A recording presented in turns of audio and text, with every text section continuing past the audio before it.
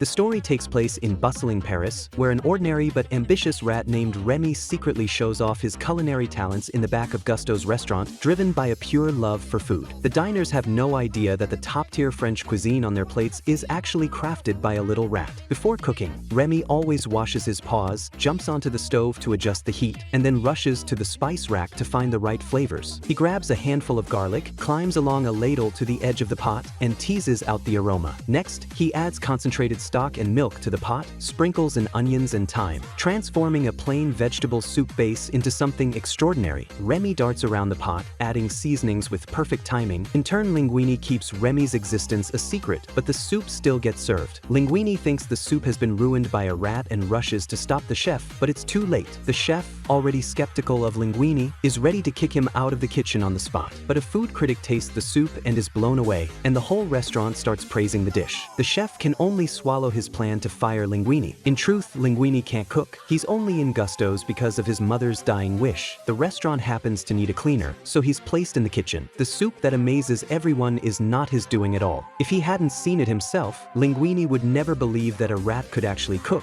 While talking to himself, he suddenly realizes Remy seems to understand him. Linguini starts to think that if they work together, he might be able to keep his job, so he carefully lets Remy out. Remy instinctively tries to run, and Linguini helplessly watches it leave. But Remy stops, looks back, and notices this human is different from the others it has seen before. Finally, Remy returns, and Linguini takes him home. Though the room is small and run down, at least it's a place to stay. Remy gazes at the lights of Paris at night, feeling like it's a dream. It's getting closer to its dream. Remy grew up on a countryside farm and had a keen sense of smell, so he was in charge of food inspection for the rat colony. Other rats couldn't care less about taste. They just rummaged through trash to fill their bellies. Only Remy treats ingredients seriously. While other rats walk on all fours, Remy prefers to walk upright like a human. Whenever he finds good ingredients, he carefully handles and cooks them, even though his brother Emile doesn't understand. He thinks that if rats are destined to steal, why not steal something truly delicious? Remy even risks venturing into dangerous areas. His biggest idol is the legendary chef Gusteau. Remy often sneaks into Gusteau's cookbooks at night, seeing them not just as recipes but as windows into another world. At that moment, Gusteau is on TV being interviewed. Anyone can cook. That phrase strengthens Remy's resolve to pursue his dream. But soon, disaster strikes. A scathing review from the critic Anton Ego drops Gusteau's restaurant from 5 stars to 4, and its fame begins to fade. Not long after, Gusteau dies from illness, and Paris loses its most famous chef. Remy feels lost without direction. Meanwhile, the rat colony is discovered by the elderly woman who owns the building. A swarm of rats rampages through the house, tearing holes in the roof until it collapses. The woman, in despair, grabs a shotgun and starts chasing them out. The rats flee desperately. During the escape, Remy remembers to take Gusteau's cookbook. Separated from the colony, Remy is washed into the sewers. He drifts in the water for a long time, unaware of day or night, or where he might end up. The cookbook is his only companion. Starving, he flips through it, staring at the food illustrations and even starts hallucinating. He climbs up through the sewers, passing one apartment building after another, observing human life. Remy dislikes the dark,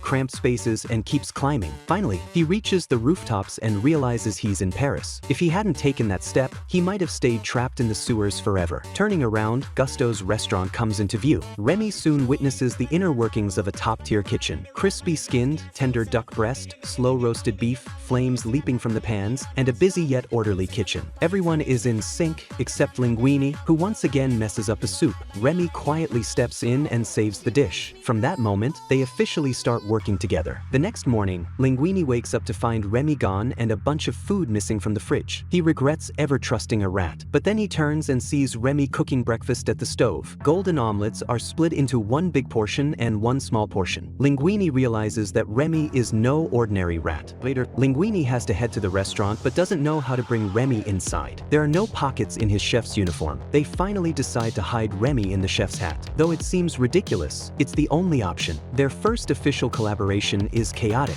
Remy can't speak and must stay hidden in the hat, only able to pull Linguini's hair to signal him. To outsiders, Linguini appears to be controlled by something moving strangely. Linguini can't handle it and retreats to the storage room. Remy ignores him at first, distracted by cheese. Only after tasting the cheese does he focus. Just then, the chef Skinner arrives. Remy is nearly discovered. Linguini barely manages to bluff his way through. Remy remains hidden in the hat. Later, Linguini almost bumps into a waiter, but Remy tugs his hair, letting him dodge in time. time. They realize that by controlling Linguini's hair, Remy can manipulate his movements like a puppet. They immediately see the method works. Back home, they practice relentlessly. At first, it's a disaster. Eggs spill everywhere, pots fly, and spices scatter across the room. After practice, they become more skilled. Eggs land perfectly in the pan, chopping becomes precise, and they can even operate different tasks with each hand. Soon, this teamwork is implemented in the kitchen. No one notices a rat hiding in Linguini's hat. Linguini officially starts working as a chef. Colette trains him, strict but highly professional. She teaches him how to handle the dinner rush and insists the workstation stay clean, since a messy kitchen slows everything down. She also reminds him never to get his sleeves dirty. A good chef judges bread quality by sound, not smell. Only top bread makes that crisp noise. The chefs at Gusteau's all have unique pasts: a tightrope walker, a casino cheat, and one recently out of prison. The kitchen is full of hidden talent, proving Gusteau's "anyone can cook" wasn't empty words. Skinner, however, wants to exploit Gusteau's fame for profit, planning to launch prepackaged meals. Then he sees Linguini's mother's recommendation letter. Skinner panics. Linguini is Gusteau's illegitimate son. According to the will, if no one inherits the restaurant within a year, it goes to Skinner. Now, only 30 days remain. Skinner must figure out how to get Linguini out. Meanwhile, diners demand new dishes from Linguini. Since Gusteau's death, there have been no new recipes. The kitchen becomes tense. Everyone only knows the old recipes. Linguini has no choice but to take on the challenge. He decides to attempt recreating Gusteau's signature dish. In French cuisine, the sauce is the key. Colette insists on strictly following the recipe. Remy wants to innovate. A tug-of-war ensues between them. Ultimately, Remy replaces the sauce with his own creation. The dish is served and blows everyone away. The diners praise it non-stop. Linguini's name spreads fast, and the dish becomes Gusteau's new signature. That day, Skinner notices the hat on Linguini's head. He grows suspicious and snatches it off. Inside, it's empty. Linguini had left Remy outside to enjoy cheese the day before. Remy unexpectedly reunites with his long-lost brother, Emile. They hug immediately upon seeing each other. Remy shows Emile the gourmet food, but Emile can't tell the difference. Good food and trash seem the same to him. For Emile, the priority is taking Remy back to the rat colony. The colony has resettled in Paris sewers. Remy hoped for recognition upon returning, but the colony still wants him back to their old life. There was even a time when Linguini almost left Remy behind on the street. Inside the kitchen, Remy was a genius who amazed everyone, but out in the real world, he was still just a rat that people wanted to get rid of. The disgust, the shouting, and even trash being thrown at him were things he could only silently endure.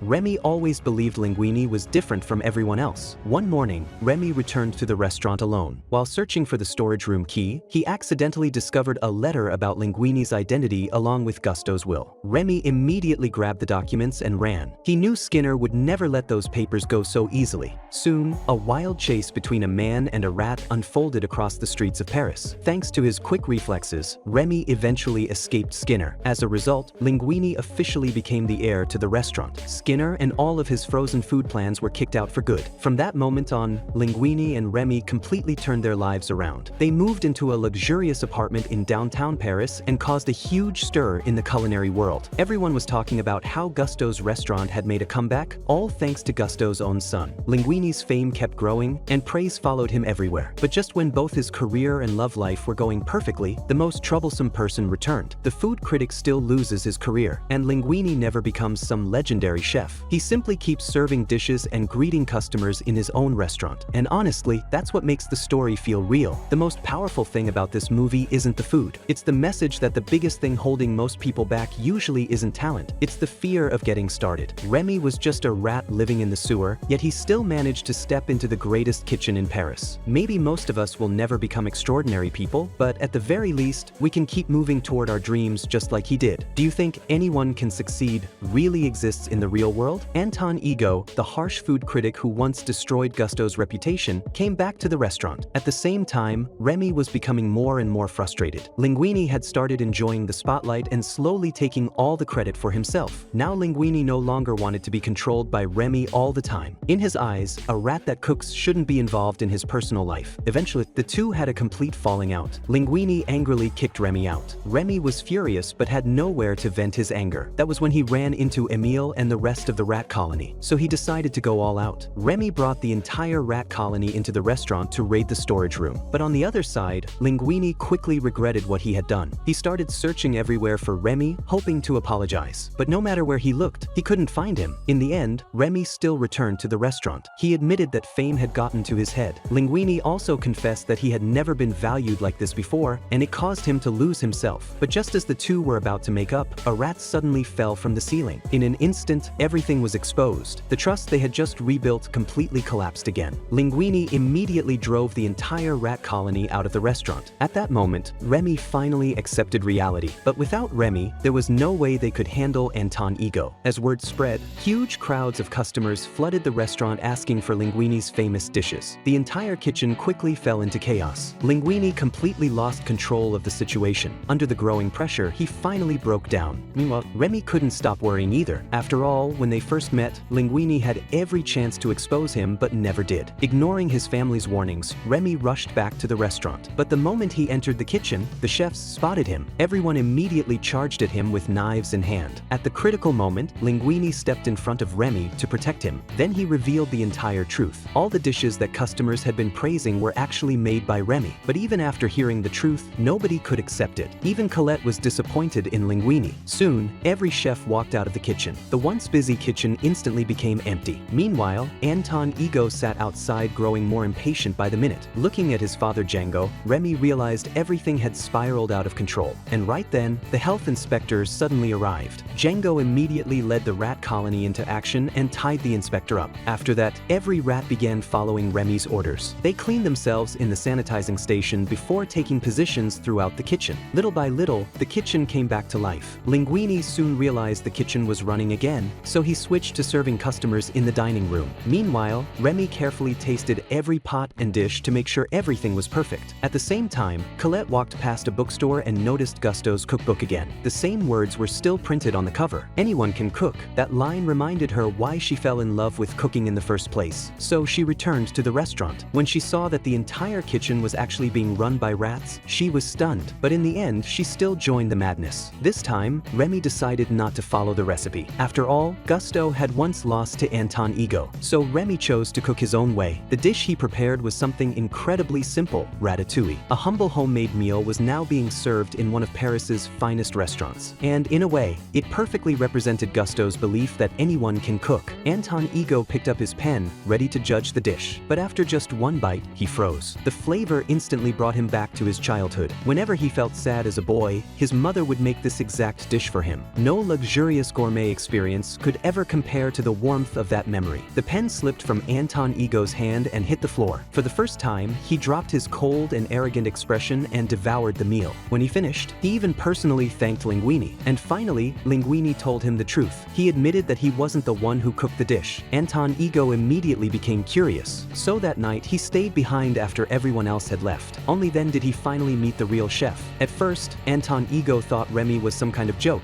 but as Linguini and Colette explained everything, Anton Ego slowly fell silent. He watched the rats work together and witnessed Remy's incredible talent with his own eyes. Throughout the entire process, he didn't say a single word. In the end, he quietly left the restaurant. That night, Anton Ego sat by his window for a very long time. Eventually, he wrote the most important review of his career. Not everyone can become a great artist, but a great artist can come from anywhere. Even though Anton Ego gave the restaurant an incredible review, Gusteau still ended up shutting down because of the rat scandal. Anton Ego also lost his job because of the review he wrote, but he didn't end up miserable. Later, he invested his savings into a brand new restaurant. And finally, Linguini and Remy opened a small restaurant of their own. The place wasn't big, but it was packed every single day. On the surface, Remy is just a rat, but he really represents ordinary people in real life. No matter how small or insignificant someone may seem, they still deserve to have dreams. Even a rat living in the sewer can slowly fight its way into the finest kitchen in Paris. The movie doesn't end with a perfect fairy tale ending. The famous restaurant still shuts down.